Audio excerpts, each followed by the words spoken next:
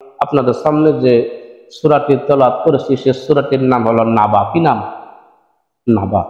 নাবা শব্দের অর্থ হলো বিপদ, নাবা শব্দের অর্থ হলো কিয়ামত। কিয়ামতের দিনটা আসলে একটা বিপদের সময়, বিভীষিকাময় দৃশ্য কিয়ামত। এই কিয়ামতের আলোচনা, এই কিয়ামত নিয়ে মক্কার কাফেররা নানান কথা বলে। কেউ বলে যে কিয়ামত হবে না, কেউ কেউ আবার বলে যে মেরাজের রাত্রিতে তো আল্লাহ রাসূল সাল্লাল্লাহু আলাইহি ওয়াসাল্লাম জান্নাত জাহান্নাম দেখিস, আর নতুন করে কিয়ামত আর কি হবে? জান্নাত জাহান্নামের কি হবে? এগুলো কিছু হবে না, সব মানুষ মারা যাবে, কষ্টে হাড্ডি গুড্ডি সব সার হয়ে যাবে, মানুষের সঙ্গে মিশে যাবে, আর কিয়ামত হবে না।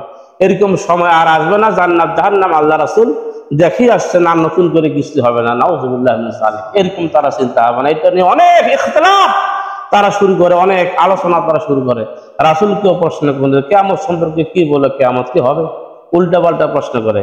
আল্লাহ সুবহানাহু ওয়া তাআলা তাদের জবাবে এবার বলতেছেন আম্মা ইয়াতাসাআলুন।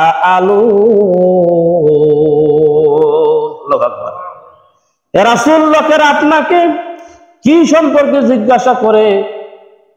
আনিন নাবাইল আযীম, মহাবিপদ, নাবা কঠিন একটি খবর, কিয়ামতের দিন সম্পর্কে কি আপনাকে তারা জিজ্ঞাসা করতেছে নাকি? মুখতালিফুন, যেই বিষয়টা নিয়ে তারা ইখতিলাফ করে, আলোচনা করে, সমালোচনা করে, ঠাট্টা বিদ্রুপ করে, তারা ঠাট্টা বিদ্রুপ করে কিয়ামত আর হবে না, কিয়ামতের সময় শেষ হয়ে গেছে, আর হবে না। রাসূল মেরাজের রাত্রিতেই দেখে আসছেন জান্নাত জাহান্নাম, কিয়ামতের ভয়াবহ দৃশ্য, আর নতুন করে কিছুই হবে না। নাউযুবিল্লাহি মিনাশ যালিক। আল্লাহ সুবহানাহু ওয়া তাআলা বলতেছেন কাল্লা সায়ালামুন, তাদেরকে অচিরেই জানিয়ে দেওয়া হবে কিয়ামতটা কি রকম হবে, সেটা কবে হবে। সুম্মা কাল্লা সায়ালামুন, অতঃপর তারা অচিরেই জানতে পারবে কিয়ামত সম্পর্কে, নাবা সম্পর্কে, যেই বিষয়টা নিয়ে তারা ঠাট্টা বিদ্রুপ করতেছে এবং রাসূলকে উল্টা পাল্টা প্রশ্ন করে, সেই বিষয় সম্পর্কে তাদেরকে অচিরেই জানিয়ে দেওয়া হবে। আলাম নাজআলিল আরদা মিহাদা, আল্লাহ সুবহানাহু ওয়া তাআলা কিয়ামতকে আলোচনা করার জন্য কোরআনের যত জায়গায় কিয়ামতের ভয়াবহতা আলোচনা করেছেন, তার আগে আল্লাহ রাব্বুল আলামিন আলোচনা করেছেন তার সৃষ্টির কলা কৌশলতা। কারণ আল্লাহকে চিনতে হলে আগে আল্লাহর সৃষ্টির কলা কৌশলতা জানতে হবে, ঠিক কিনা? যদি কোনো বান্দা আকাশের দিকে তাকায় আর যদি মনে করে যে আল্লাহ রাব্বুল আলামিন আকাশটাকে একটা খুঁটি ছাড়াই এত বড় আসমানকে কিভাবে ঝুলন্ত অবস্থায় রেখে দিয়েছেন, আর আমরা মানুষ মারা যাওয়ার পরে আমাদের পুনরায় জীবিত করা হবে না, এটা কেমন কথা? তিনি পারবেন না, এটা কেমন কথা? ঠিক কিনা? যারা এটা নিয়ে একবার চিন্তা ভাবনা করবে তার সৃষ্টির কলা কৌশলের দিকে, ওই লোকটা আল্লাহর দিকে একটা তার ভীতি পয়দা হবে, এবং কিয়ামতের এই বিষয়ে তার জন্য একটা ভীতি পয়দা হবে। এই জন্য আল্লাহ রাব্বুল আলামিন এখানে কিছু সৃষ্টির কথা সুন্দরভাবে ঘোষণা করতেছেন, বান্দারে শোনো, আলাম নাজআলিল আরদা মিহাদা, তোমরা কি জমিনের দিকে একবার তাকিয়ে দেখো না যে এই জমিনটাকে আমি আল্লাহ রাব্বুল আলামিন তোমাদের জন্য কিভাবে মিহাদা, বিছানা স্বরূপ করে দিয়েছি। সুবহানাল্লাহ। জমিন বানাইছে কেটা? আমেরিকা সরকার বানিয়ে দিয়ে গেছে না? হ্যাঁ, কিছু বাকি ছিল, হাসিনা বানাইছে, তাই না? আল্লাহ বলতেছেন আমি তোমাদের জন্য জমিনটাকে কি সুন্দর একটা বিছানা স্বরূপ বানিয়ে দিয়েছি। আর তোমরা কি লক্ষ্য করেছো কখনো পাহাড়ের দিকে?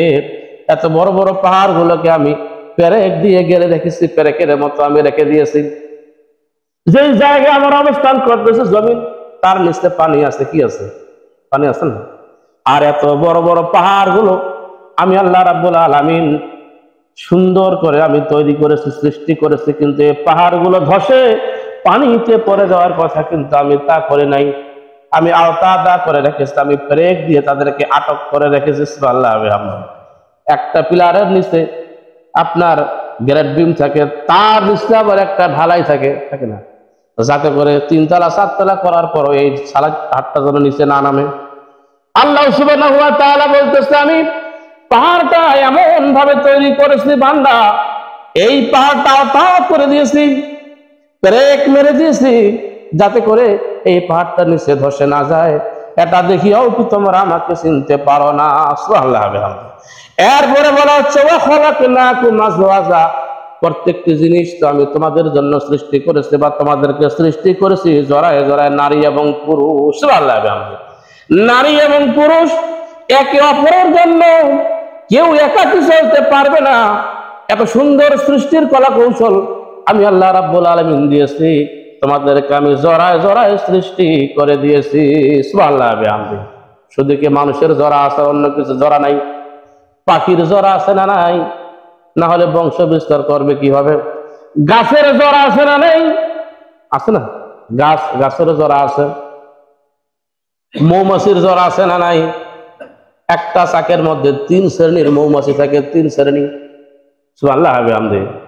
এই জন্য আল্লাহ রাব্বুল আলামিন বলেছেন আমি একে অপরের জন্য করে দিয়েছি ওয়া খালাকনাকুম আজওয়াজা, আমি তো তোমাদের নারী পুরুষ জরায়ে জরায়ে সৃষ্টি করেছি। এটা তো আমি আল্লাহ রাব্বুল আলামিন করেছি। সুবহানাল্লাহ বিহামদিহি। এরপরে